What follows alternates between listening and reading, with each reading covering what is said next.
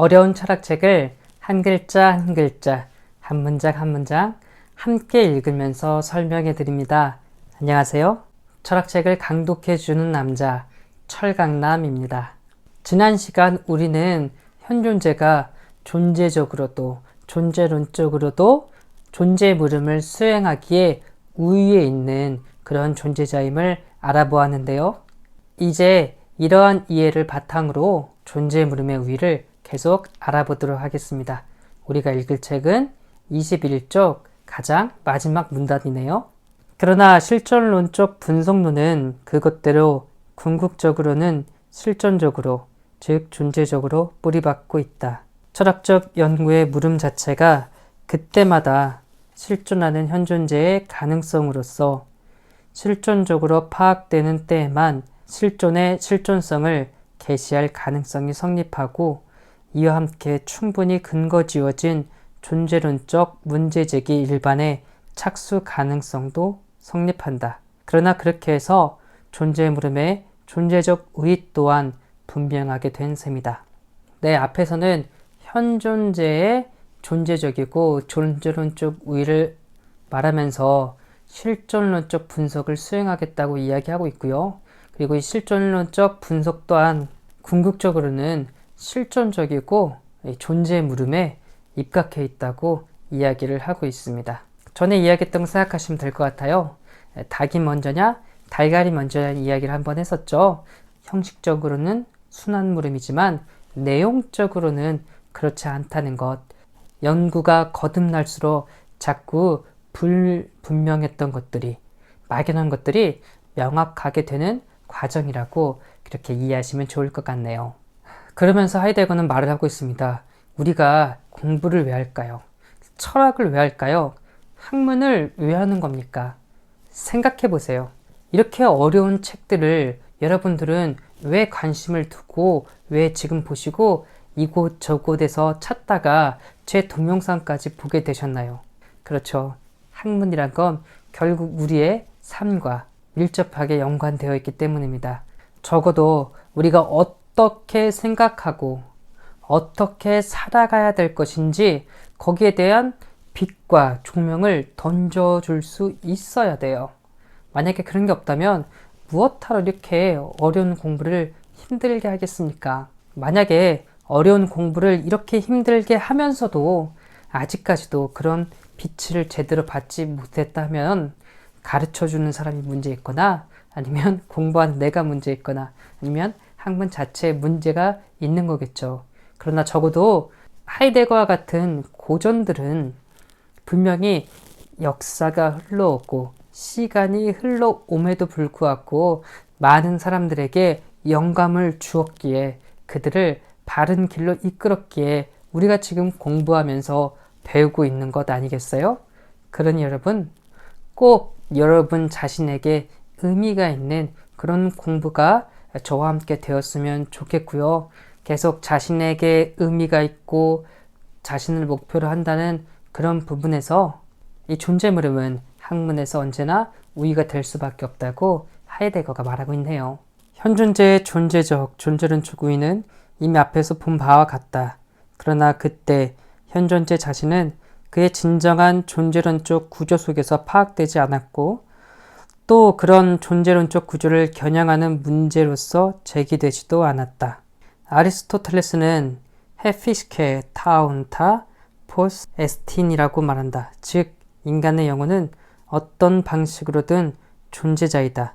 인간의 존재를 형성하는 영혼은 아이스테시스와 노에시스라는 자신의 존재 방식에서 모든 존재자를 그것이 존재한다는 사실과 존재하는 상태의 점에서, 즉 언제나 그것이 존재한다는 점에서 드러낸다. 파르메니데스의 존재론적 떼제에까지 소급되는 이 명제를 토마스 아퀴나스는 한 독특한 논의 속에 받아들였다.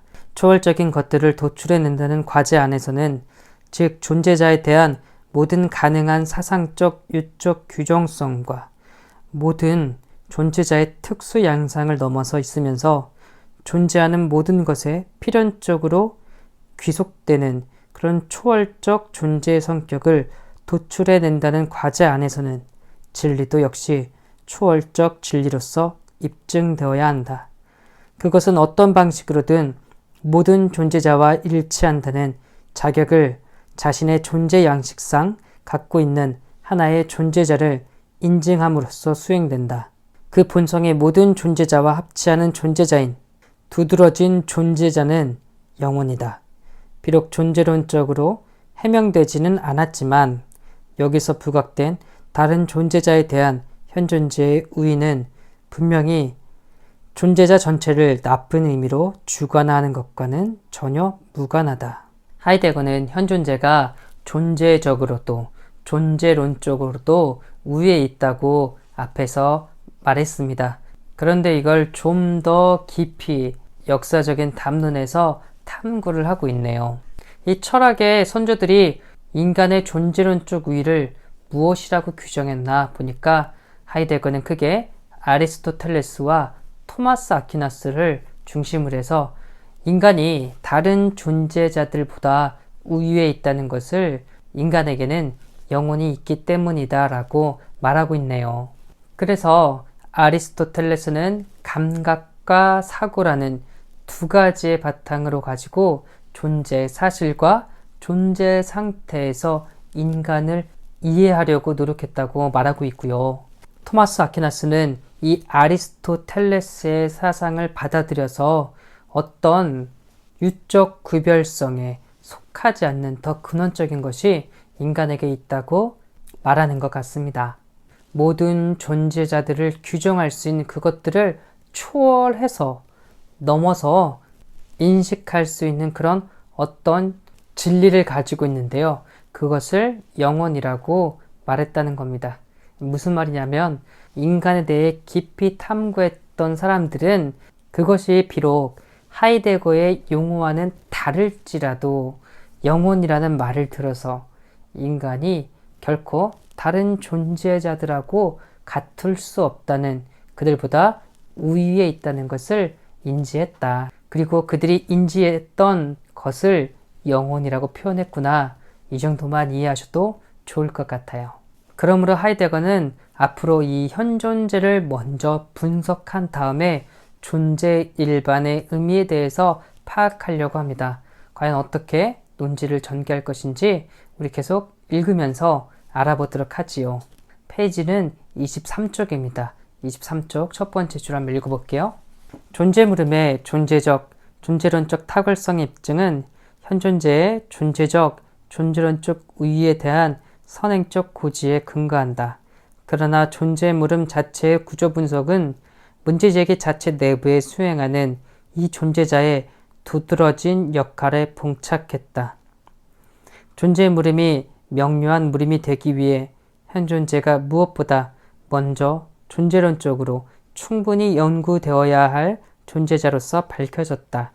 이제 지적된 것은 그러나 현존재 일반의 존재론적 분석론이 기초 존재론을 형성한다는 사실과 따라서 현존재는 원칙상 선행적으로 자신의 존재에 관해 물음이 걸려지는 존재자로서 기능한다는 사실이다. 존재 물음이 왜 존재적으로도 존재론적으로도 우위에 있는가는 현존재가 존재적으로도 존재론적으로도 우위에 있다는 이 사실에 입각해서 가능하다고 하이데거는 말하고 있네요. 그러므로 우리가 존재 물음을 잘 수행하기 위해서는 무엇부터, 누구부터 분석해야 될까요? 당연히 현존재겠죠. 현존재를 분석하는 것이 존재 물음 일반의 의미를 파악하기 위한 기초 존재론이 된다고 이야기를 하고 있네요. 그러므로 하이데거는 현존재를 먼저 분석하겠다. 현존재를 먼저 예비적으로 알아보겠다고 말하고 있어요. 앞에서 이야기했던 것처럼 물음도 물음에 여러 가지 구조 계기가 있다고 이야기했잖아요. 묻는 것, 물음이 걸리는 것, 그리고 물음을 통해서 밝혀지는 것이 있는데 이 현존재가 물음에 걸리는 것이라고 이야기를 하고 있네요. 존재 의미의 해석이 과제가 될 때 현존재는 1차적으로 물음이 걸려져야 할 존재자일 뿐 아니라 또한 이 물음 속에서 물어지고 있는 그것에 대해 그때마다 이미 자신의 존재에 있어서 태도를 취하고 있는 존재자이다. 그렇다면 존재물음이란 현존재 자신에 속하는 본질적 존재 경향, 즉 존재론적 존재 이해의 철저와 이해의 다른 것이 아니다. 현존재는 현존재가 차지하고 있는 독특한 위상이 있어서 물음에 걸리기만 할 뿐만이 아니고요. 물음을 통해서 밝혀지는 의미에 따라 그때그때마다 태도 취하고 있다고 말을 하고 있습니다. 그러므로 현존재를 겨냥해서 존재의 일반의 의미를 묻는 것은 결국 현존재 자신의 존재 의미도 파악하는 거라고 이야기를 하고 있네요. 자, 앞으로 우리는 현존재를 분석하면서 볼 건데요. 정말 깜짝 놀라실 겁니다. 하이데거가 얼마나 나 자신을 저렇게 잘 알고 있는지, 하이데거가 얼마나 인간에 대해서 관심을 갖고 있는지 놀라실 거예요. 저 같은 경우에도 그렇습니다. 제가 칸트의 순수 이성 비판을 봤을 때는 생각이란 건 이런 거구나. 사고라는 것은 이렇게 해야 되는구나 라는 걸 깨달았고요. 이 하이데거를 보면서부터는 와, 정말 사람은 이렇게 살아야 되는구나. 이런 존재였구나 라는 걸 깨닫게 되었습니다. 제 삶을 밑바닥부터 다시 돌아보게 되었어요. 그 전까지 철학은 머리로 하는 이성적이고 매우 딱딱한 학문이라고 느꼈는데 하이데거의 존재할 시간을 보면서부터는 정말로 따스하고 감성적인 학문이구나. 철학도 이렇게 인간 냄새 풀풀 풍기면서 감성적일 수 있구나 라는 걸 깨달았습니다.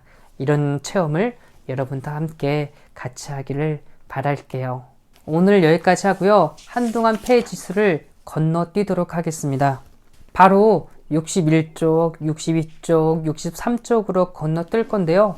이 다음부터 내용이 중요하지 않은 것은 아니고요. 제가 전에도 한번 이야기했죠. 하이데거의 이 책이 논문인데 미완성 논문이라고 했잖아요. 그러므로 이 뒤에 내용은 하이데거가 기획해서 이렇게 쓰려고 했는데 마저 마치지 못한 부분입니다. 현존재만 잘 분석했어요. 그래서 제목을 존재와 시간이 아니라 현존재와 시간이라고 해야 되지 않나 라고까지 말한다고 했잖아요. 처음 읽는 여러분들은 굳이 이 부분을 읽을 필요가 없고요. 좀 건너뛰어서 바로 현존재의 예비적 기초 분석부터 읽도록 하겠습니다. 오늘도 너무나 수고하셨습니다. 감사합니다.